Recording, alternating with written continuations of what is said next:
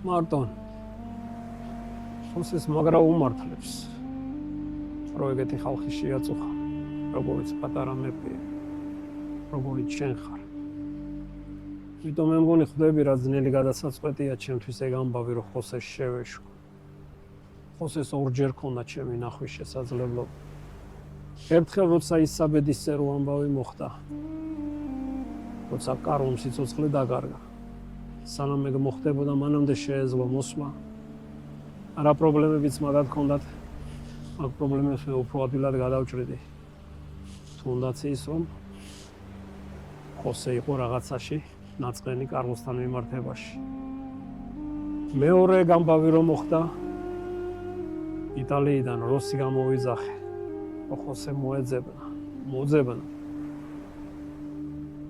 შეიპირა რომ ერთ კვირაში მნახავდა აი მის მაგივრად რომ მოსულიყო და მე ვენახე იცი რაც მოხდა ძაღლობაა ჩაყენებული საქმის გულში ერესტრელკები ატეხეს სადღაც მაგარი ვეჟდულჩი კი არის ეგ ხერი ის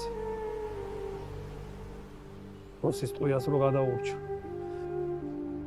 100%-იანი ხარ და არავინ არ აყენებს შენ გადაწყვეტილებას კითხვის ქვეშ.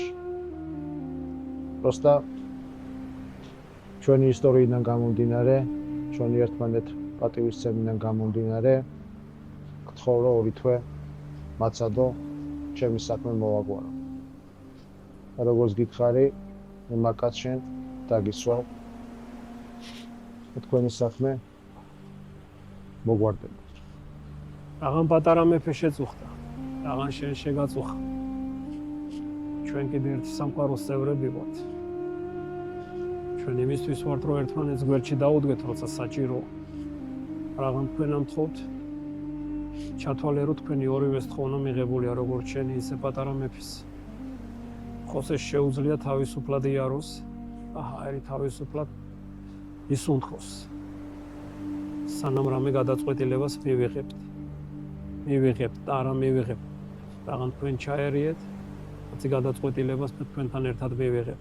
უთქვენოდ მე აღარ მივიღებ გადაწყვეტილებას, რომელიც ხოსეს ეხება. მაგის პირობას მე დღეს გაძლევ შენ. შეგიძლია იგივე გადასცე პატარა მეფესაც. თუ და მერეკა მე თვითონ ვეტყვი.